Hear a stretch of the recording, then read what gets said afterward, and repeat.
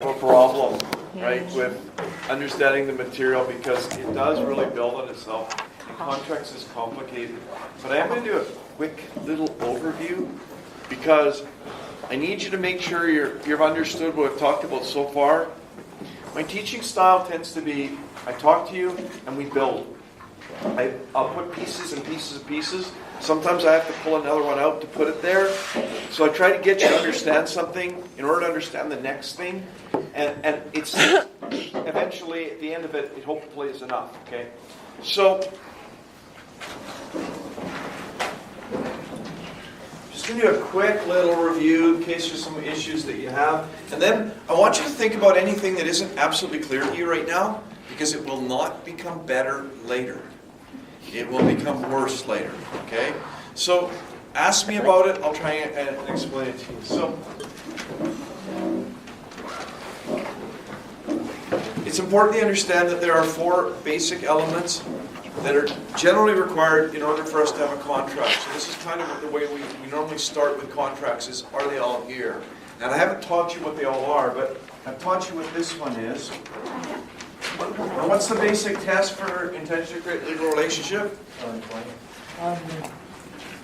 And? The test is properly arm's length and commercial. The test for arm's length is not friends or family. The test for commercial is money involved. And that means this concept has 4 tests. Money, not friends or family, which proves arm's length, which proves commercial, and that gets you there. There are 4 concepts that have to be dealt with to get there, right? Money, commercial, not friends or family, arm's length. This gets you this gets you that, and when you get these 2, you get that. Right? This is an easy concept to understand. By the time we do it a bunch of times, most people understand it. Not particularly hard. So the second thing that we dealt with is this concept that's called consensus, which we're going to deal with even more tonight. We spent a fair amount of time on it, probably a couple hours on it last week, right? And we're gonna keep going on that tonight. So I want to make sure you understand that the basic test for consensus is what was offered. What was offered the same as what was accepted. So we're trying to determine whether or not 2 things, the thing that was offered and the thing were accepted, were the same. And I just want to show you how your brain works. Okay, ready? Are these the same? No. Okay. Now, here's the question that you got to really kind of think about. How did you come to that answer? Because you had to think. What did you think that made you answer that way? Size, purpose. Okay? Let's do it again. I have something in my right hand and something in my left hand, right? Are these the same? There's a bunch of different ways to answer it. I don't care what your answer is. My question is, how do you determine that something's the same? What? Not necessarily. Compare. Yeah. You got to look at one thing and compare it to the other. If they match, it's... If they don't match... But you always have to look at 2 things, right? So I can't go, hey, is this the same? Right? You can't do that. Right? You can't look at one thing and say it's the same. And people often forget. They write this down. They got to understand that when you're trying to answer about consensus, you have to look at 2 things. What was offered and what was accepted. And they'll be the same when they're basically, you compare one to the other and you say, yeah, those are the same thing. When I was offering, it was the same thing that the other person was accepting. So the test for this is what was offered the same as what was accepted. Which requires you to compare what was offered to what the person was saying yes to. You with me on this so far? Yes. Okay. So in consensus, there's a lot here. First thing I told you to do, remember, was find acceptance. Right? When you're going through a fact situation and trying to determine the contract, we want to find acceptance because acceptance is a much easier thing to see. It's easier to see yes than it is to see an offer. Because offers start and die, go there. You find one, you don't really have anything until you get to acceptance. So it's an easier approach to fact situations normally to find the acceptance. Acceptance can be spotted. You can look at it, and if you find acceptance, then what you do is you back up. But it has to be an offer. Another important concept that we talked about last week was all of the obligations are always only in the offer. They can't be anywhere else. And that's because acceptance can only be yes. If it's yes but, or yes if you do this, that is actually it's a counteroffer, right? So, because acceptance cannot add clauses to a contract, all of the clauses have to be in the offer. Any questions about any of that? When you say obligations, like the details that are being offered, is that what has to be in there? Or No, thank you very much for asking that. I was thinking to talk about this and I may have missed it, okay? You need to, when we're talking about obligations, we're actually determining what each side, both sides, have to do. So, if I make an offer of this chalk for $1 and you say yes, what you have to do and what I have to do is always in that offer. So offers are super important because they impact on everything. And one of the things that they impact on is going to the end, where we're going to the end of the contract and we're trying to define, was that contract performed? Well, in order to determine if it was actually done, which in this case would be, I've given you the chalk and you've given me the $1, it's performed, which is different than it was accepted, it's performed, we got to know what the offer says. Because that's how we assess this, is by looking at the offer and determining whether or not people did what the contract stated. So all of the terms are always only in the offer. There's other aspects about this. I'm going to show you a couple things, including something that I didn't really explain last week. So what's the test for intention to create legal relationship? Are not present.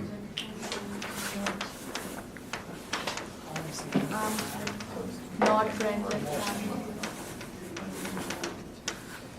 So, when we're trying to assess this, whether the people are at arm's length is not in the offer, right? I don't say, hi, you're my uncle, so I'll sell you this, right?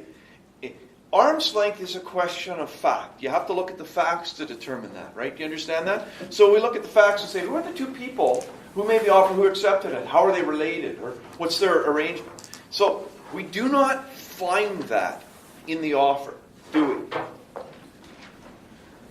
You can't look at an offer and say, are these people at arm's length?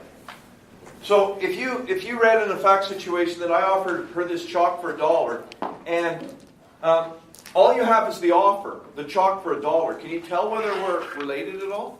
No, it's not in the offer. But can you tell whether it's commercial by looking at the offer?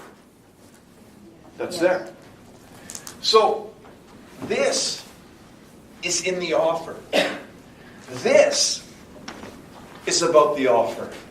You're going to find this is in the offer, and this is in the offer. So the only thing that we are actually looking for that's not in the offer is the relationship between those people.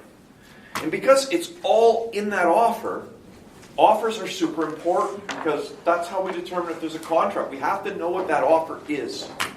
We have to get it right. Everything's in there, right? So if you're trying to decide this, you got to look at the offer. You got to decide this, you got to look at the offer. There's a lot to discuss this. Okay? So, I think I told someone this last week. And I think I told them that I was going to tell the class, so I think I'll do that now. I'm going to give you something a little earlier than I normally do, but it's only because I've already told one student, you're all going to want to know this. So, when you write the contracts exam, it can be fairly challenging. If you know your stuff, you can do fine. Don't get me wrong, okay? But it isn't a simple little, you're not going to walk out of there going, that was stupidly easy, okay? It's got some challenging aspects to it. You really do have to know your stuff. But if you do, you can do well, okay? So I'm going to tell you a little bit about the exam now, okay? The exam is basically going to start with a case study. So there's going to be a case study. And after you read the case study, and the case study's, I think, about a page long, okay, maybe a little less, maybe a tiny bit more. It's a good case study. It's not like 4 words or something. It's got some detail to it. And then I'm going to tell you what the first question is on the exam. Would you like that? Would you? You get to decide. Should we tell you? Okay, she says yes. All right, okay then. So the first question on the exam, and please don't write this down, and then when you look at it, go, you got this wrong, I'm walking out of here, right? You know, I'm trying to be right, but I might not get it exactly right, okay? It's something like this. Is there intention to create legal relationship? Why or why not? That's the first question on the exam. And by the way, that first question can be answered yes or no. Is there intention to create legal relationship? How much is that part of your answer worth? Nothing. Right? If you put yes and then go on, you're getting a 0. If you put no and go on, you're getting a 0. It's the why or why not that actually matters. Okay? That's what really matters. Why or why not? And what's the answer going to be? If Commercial or you're going to have to deal with arm's length and commercial and show you understand the test and put that all down. Would you like to know the second question on the test? This isn't a secret, folks. Okay? The second question is a little bit different. It's, is there consensus? Why or why not? And then it goes on to ask this. Identify the offer that resulted in a binding contract, who made that offer, and all of the terms contained in that offer. And this is because at some point you're going to have to assess whether it was performed, and I want you to tell me what needs to be done. What are the clauses in the contract? What needs to be done? That's going to be the question number 2. So it's going to basically be, is there consensus? Why or why not? Identify the offer that resulted in the binding contract. Who made that offer? And all of the clauses in that offer. Would you like to know the third question? Sure. I'm not telling you. Okay, you're going to have to sort that out. Okay? All right. So, here we have a concept that is important because much depends on it. And a lot of what we're going to do, including determining performance, and dealing with other elements, deals with offers, which are part of consensus. Okay? So all of the terms are always only in the contract. But the offer has parts to it.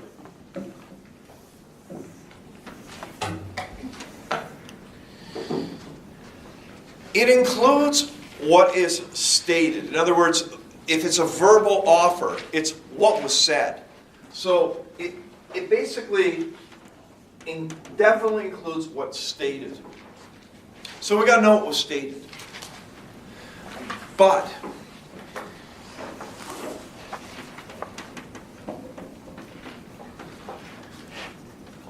when there is an obvious meaning, and only when there's an obvious meaning to that if you ask the group of people, everyone but the morons would all say that's what it means, that meaning becomes what the courts say one person offered and the other one accepted. So we're going, was what was offered the same as was accepted? This always is. But it does interpret what the obligations are actually going to be, no matter what either of them thought.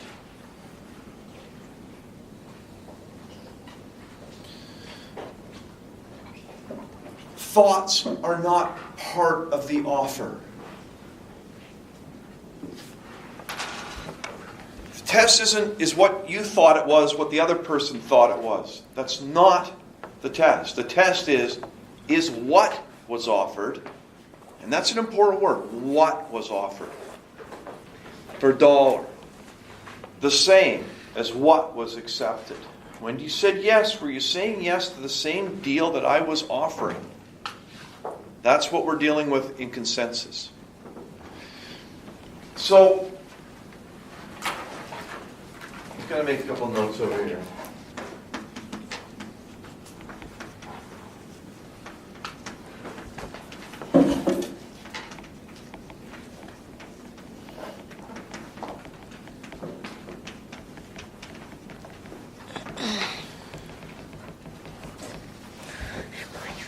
So, is there any other points that I made last week that I haven't mentioned again that you can think of?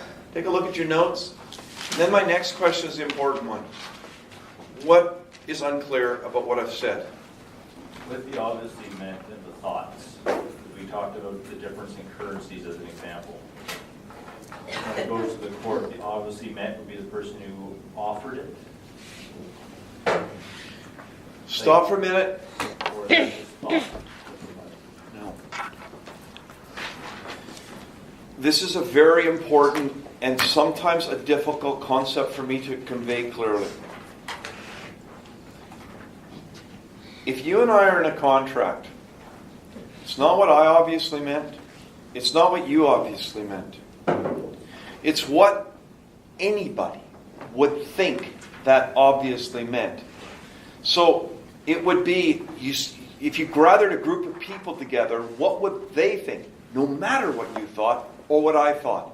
And that gets imposed on both of us as being the obligation that we created with this contract. But imposed by the court. It would be imposed by the court. See, until we start dealing with case studies, this is a fairly difficult thing to understand. We have all of these rules, but we don't use all the rules. There's some basic ones that we're always going to use, but we don't use all the rules. We use rules to resolve disputes. If there's no dispute, we don't need a rule. So part of what you have to assess is, what's the fight about? Because the fight about, and is there a rule that's going to answer that? I'm going to take what I've just said and move it over a bit to show you something, okay? Are you ready? Okay. Let's say that he and I make an agreement. How much is it going to be for? How much money? $10. No, it's up to him. How much? $20. $20, okay? And it's going to be for this, then. It's $20, I want that. All right? So $20 for this, okay? All right. Let's say that we make an agreement. I'm not going to say a contract, because a contract is very specific. It's got these on. We make an agreement, $20 for this. And it turns out that it has this, and it has this, and even though you don't know what this is, it doesn't have that, but it has this. Is that a contract? No. No, that won't be a contract, right? It's missing something. But what happens if I give him the $20, And he gives me that thing. Four. But there wasn't a contract. Do we care that there wasn't a contract? Does he care? Yeah, it's not legally enforceable. But he gave me the thing and I gave him the $20. Does he care? No one No. need legal relationship. Everyone's happy, we go on our merry way, and what difference does it make that that agreement was not a contract? What difference does it make? If he happily goes on his way going, I got $20 for that thing, and I go, oh, I got that thing for $20. What difference does it make? Like, what's this got to do with the price of jeans in Bulgaria? The answer is nothing, right? It has nothing. We don't care, right? So people are sometimes really fussy about the idea of, oh, is this a contract? We gotta get it all right, everything else. But there's a point to what we're doing. And it is only useful if there is a dispute. Yes. No use whatsoever if there's not. None. So when we go through case studies, we're looking really, if you don't know what the dispute's about, how can you know what rule to use to fix it? If there is no dispute, or there won't be a dispute, what you're learning here has no use. So I don't teach people this primarily for the viewpoint of, okay, here's when you can sue someone. That's not the point of what I'm doing. What I'm actually doing is saying, here's how you can pretty much guarantee that you will not be sued. Because you've set up things in such a way that they're airtight. Good agreements prevent fights. Okay, simple as that, folks. Good agreements prevent. If everything is absolutely clear, what do we have to fight about? It's uncertainty that creates fights, and I'll teach you that if you take Law 2 from me. When I make you do that nasty assignment. Right? Okay, you ready? You understand that, folks? So, we're learning these rules, but part of what students struggle with is they're going, where do I go? And the answer is, it depends on the facts. So we might be using this, or we might be using this, or we might be using one of these. Maybe we have to use this rule to sort things out. But maybe we don't. It depends on the facts. And that's why you've got to understand everything at once, because it could be anything. Any of these things I'm going to teach you could be relevant. So to determine if that is like consensus is yes, you would check if Israel was offered the same as accepted, and then you look at the components of the offers. Well, maybe you don't. So you're trying to create a little flow chart. It won't work. It's easier to remember if you have like everything kind of in a way where you can like figure it out. It will teach me. Very good. Very good. Okay. This is kind of what it's like, okay? I'm going to try and give you an example to understand. I'm going to teach you how to use a saw. Right? I'm going to teach you how to hit a hammer. I'm going to teach you how to use a drill. Right? And I'm going to teach you how to wire a house. Right? And then I'm going to go, okay, which one are you going to use? What's the answer? For what? Exactly. Right? What's the problem we're trying to solve? Right? So what I'm doing is I'm teaching you all the rules. And you have to, when you look at the entire facts, this is the open book part of the exam. You're going to go, what's the problem we're trying to solve? And what's the rule that I need to solve it? So Right? if they were to give you like between like June and January, you would look at like the time limits on the offers and then see if that's like in between that. It's going to be a legal rule. It's Okay. not going to be a performance rule. So let me just show you this one more time. I'm going to try one more time to make you understand this, okay? If I said I'll sell you this chalk for $1, and you say, okay, that's fine, and I'm thinking a Canadian dollar, and you're thinking a Canadian dollar, do we need to use the rule of what's obviously meant? No. No. But would it be stated in the question that we both know it's a Canadian dollar? Like you wouldn't have to make any assumptions saying that. No, it probably wouldn't. It would probably say you hand me $1 and I went on my merry way. Do we have to use that rule? When do we have to use that rule? When that is the law that will settle our dispute. Okay. If we're not having a fight about that, or there isn't likely to be one, that rule doesn't come into play. Now that being said, I want to go back. This is one of the reasons I tell you, right? You get in a fact situation, and the first question is there intention to create a legal relationship? Even though we're not going to fight about that, I get you to address it, right? But there are circumstances, especially when we get further on into the fact situation, where it's basically saying, okay, what if this happened? Could there be a fight about that, right?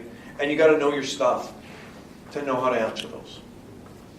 Okay? You will see this better when we start doing case studies. So all I'm doing right now is laying a foundation for us to do this later on. You got to know it all in order to do it properly later on, because you don't know what rule you're going to need until you read the fact situation.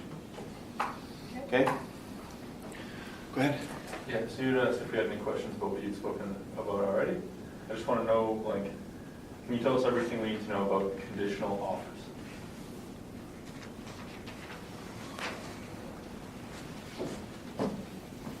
The way I like to envision these is okay, I'm going to back up a bit.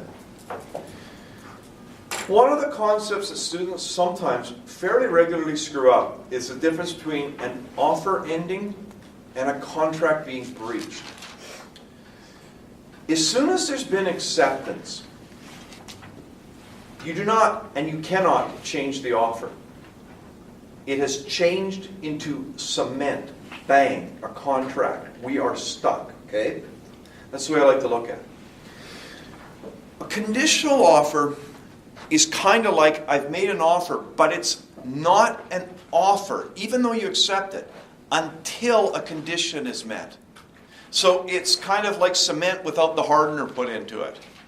As soon as the condition is met, it turns into an offer. And if it has been accepted, even if it was accepted before that, that turns into a contract. So a conditional offer is something that might end up being an offer, and it might not. But when it does, it's treated like it was an offer at that time. So the most common example of this is I come and I say, hey, I'm interested in buying your guitar. And you say, I say, how much do you want for it? And you say, $2,500. And I say, I'll take that if my wife says it's okay. That, by the way, is an offer, isn't it? Yes. Yeah. So you say, yeah, that's fine. We don't have a contract yet because the offer hasn't turned into a solid offer. So I go and ask my wife, and she says, no fucking way, right? Then that thing never ever became an offer, and though you accepted it, there wasn't an offer there. But if she says, that'd be fine. You've been a good boy this month, you can have that guitar, right? Then that fact takes it and makes it into an offer. It's conditional on an event. If it happens, it's an offer. If it doesn't happen, it's not. And the most common example that's more realistic, although I really like the wife has to approve aspect of making offers, because that gives me control over the situation, right?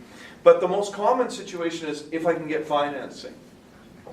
So I'll offer you this, and you'll say, yeah, that's fine.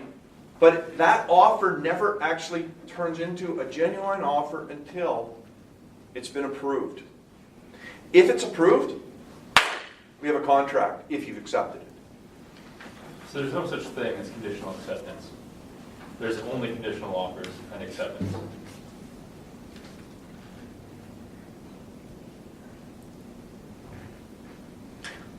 I haven't thought this through well enough to feel like I'm in stable ground, but I'm going to tell you, no. Acceptance has to be yes. If it's yes, but, Okay. it could be an offer, though. Like you were saying in the past, like there's offers and there's counter offers, but you can't have the conditional acceptance. There's only pure acceptance. There's only yes. Okay. That's what I'm going to tell you. Okay. Makes sense. It's the only thing that I can think of that you can use in a concrete way. Okay, so that's what we're going to say. Got it? All right, any other questions? Okay, let's start dealing with the hard stuff then. Put your phone away, it's going to be tough here.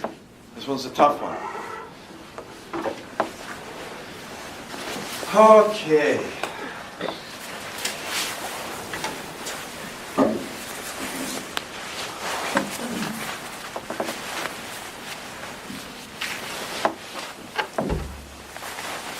We're going to do the thing I like to do the most. This is one of my favorite moments in classroom teaching. Okay. Watch this, folks. All right. So what day is it today, folks? This is the easy question. There's going to be another easy question following this one. What day is it today? Okay, I want to know the day of the week. Sorry, you got it. Okay, which day? Good, you got it right now. Okay. How many of you recognize that today is Wednesday? Good. No, that's not hard. Okay, that's really good. Okay. So what if I was to contact you and I said, hey, let's have a meeting next Wednesday. In 7 days, I'm going to have a meeting with you at 2 o'clock in the afternoon. Do you understand that, folks? Okay. Here's the question. What day is our meeting on? This isn't hard. This is the other easy question. Wednesday. It's still on Wednesday, right? You with me on that? Anybody not clear? So it's 7 days now, it's on Wednesday, okay? But I phone her up and I say, no, you know what? Wednesday won't work for me. We have to move the meeting ahead by 2 days. Here's the question. What day is the meeting on now? Monday. What? Monday. It was on Wednesday. We've moved it ahead 2 days. What day's the meeting on? Friday. Say it louder. Monday. What? Friday. Say it louder. Friday. I had. Yeah. That's Friday. It's what? Friday. It's what? Monday. Friday would be moved back 2 days, and Monday would be Yeah. ahead 2 days. How many people say the meeting's on Friday now? Put up your hand. You have to put up your hand, folks. This is what it's Friday, right? Let's move ahead. It's Friday, right? Put up your hand. I need hands up, folks. If you say it's Friday, put up your hand. Okay? If you say it's Monday, put up your hand. You say we're moving it back or moving it ahead? We're moving it ahead 2 days. Moving it ahead. Today's is Friday. And it's now on what? Friday. Moving ahead is Monday. What? Is it from Wednesday? That's now ourselves. What the hell's going on? Move it ahead. 2 days. Did I hypnotize some people in the class before they came in? What day's the meeting on? Friday. What day's the meeting on?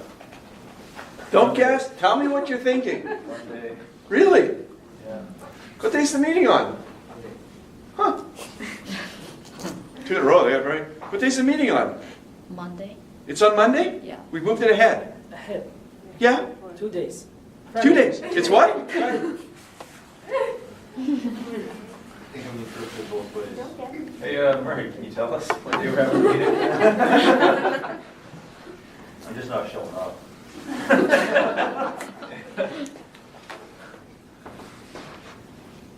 Okay, come up here, because I know you're... I want you to come over here, okay? I want you to show this, okay?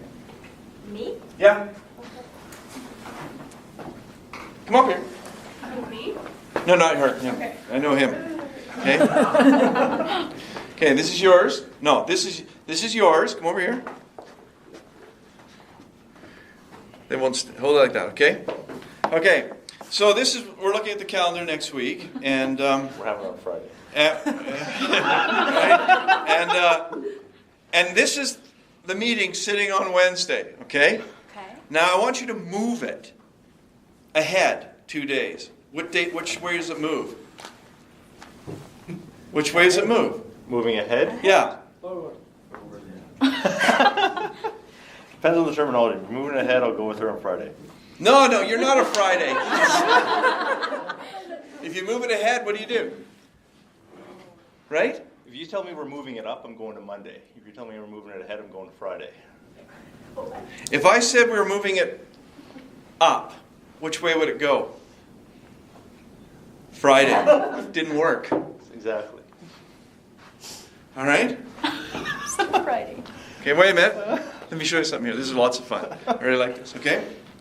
Okay, I want you to imagine that you're driving along, and instead of being a day of the week, this is a pylon that's in front of the road, okay? It's in Okay. front of your car. Okay. And you decide you're going to move it ahead. Which way does it go?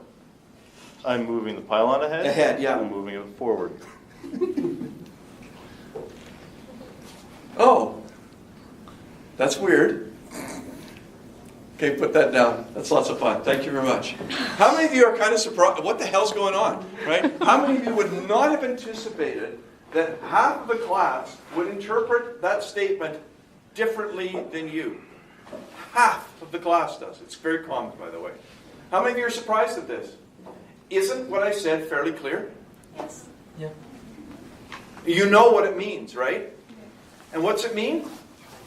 What? Friday. Monday. It means ahead, obviously. Head, yeah. Head. Please draw a calendar. Try this at home, folks. I'm here all week, okay? This works. You'd be surprised. So,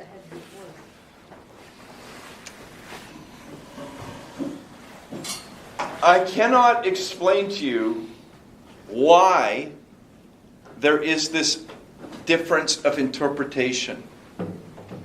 Especially when, if you move this ahead, when it's a pylon, it goes like that, right?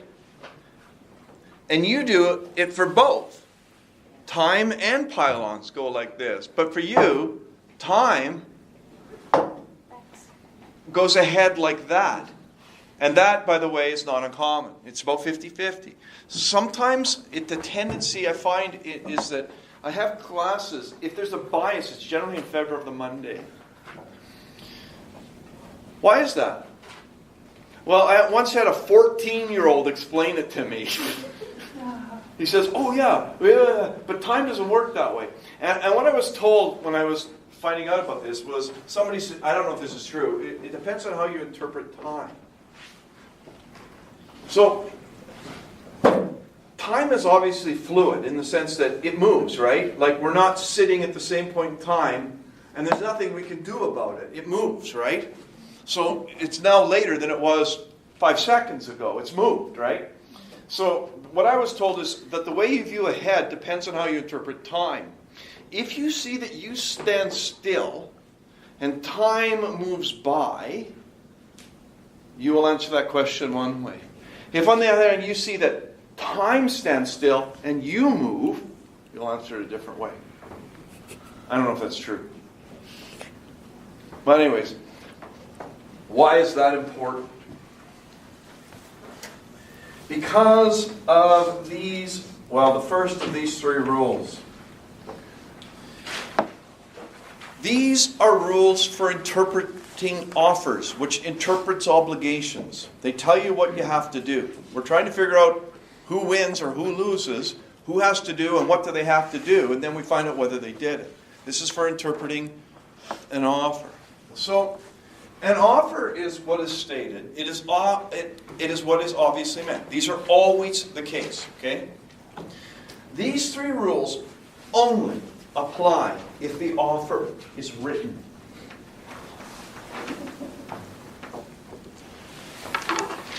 We talk about these are the rules for written contracts, but the way that we interpret this is if the offer is written, the contract is treated as written. And the first of these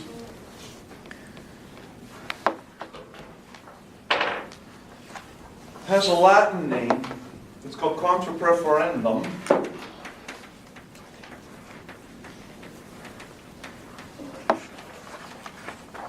But the English equivalent is ambiguity in a written contract.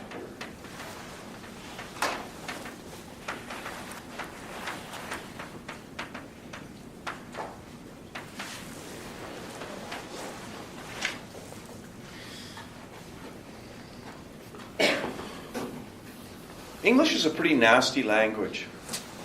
It's actually a pretty tough one. We have all sorts of different meanings for the letters and pronunciations. Like, how many different ways do we pronounce the letter A? Like, it's like 7, right?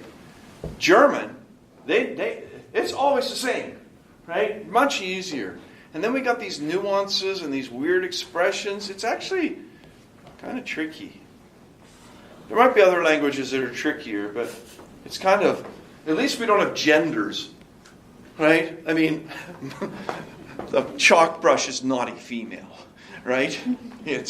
We don't have to worry about genders like they do in many other languages, right? So that makes it somewhat easier, okay? So, let's go back and put this into a contractual situation, okay? Let's say that we have a delivery date for 10,000 pounds of steel in a written contract. And then we rewrote the contract and we said, we have to have that delivery date moved ahead 2 days. Could we have one person thinking it was Monday and the other person thinking it's Friday? Yes. So the Monday person is going to be sitting there going, where's my steel? And the Friday person is going to be going, you said to move it ahead 2 days. Yeah, so why aren't you here? Because you wanted to move it ahead 2 days. I'll be there Friday. Friday, we said move it ahead. Right? And this is because that word can have more than one meaning. It doesn't always mean the same thing. I'm running out of rural people, but for how many out there would dinner be at noon? Anybody out there would consider dinner to be noon? No one? When's 1? You're not old, you're rural. Okay? I guarantee that. That's a standard thing. So, in the rural communities, in people who have lived on a farm outside, they would often consider dinner, not always, but often consider dinner to be at around the noontime meal. Right? Whereas most people who aren't rural would consider dinner to be, 6 o'clock, right? How many of you think that's dinner? Put up your hands if dinner's 6 o'clock. Okay? So if you were talking about dinner time, it can mean different things, right? I once had it explained to me by one of my students many years ago. He stood up in his cowboy hat and said, "Dinner means noontime, city boy." Right? And it's because this could have more. So we could have the same thing, right? What if we write out a contract, and one of the words, one person interprets it one way, and the other person interprets the other. This is what's called ambiguity. It has more than one meaning. The rule is really simple. Whoever made the contract, in other words, wrote out the written document, loses. They pick the bad word, they lose. The other person's interpretation gets imposed on both sides. And the court says, you agreed to that person's meaning of it. Therefore, we don't have a problem with consensus. And now we just got to figure out whether you breached or not. So contra preferendum imposes a meaning on both sides when the word's ambiguous. Is it Anna? And this is another situation which, when do we need this? Well, it has to be a written contract, first of all, and there has to be an ambiguous word. And if that happens, this has been triggered, and it will resolve the dispute. And we can predict who will win if we know the rule. But we have to have it triggered first. But then that's only looking at the consensus part of the, or am I still the same? It is consensus, but it's also obligations, which are important for performance. Okay. Right? But figuring out whether it's a contract, that's where you would look for. Okay, no and yes.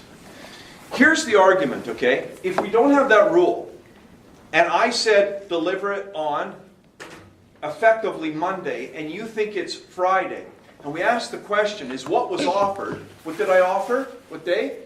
Monday. The same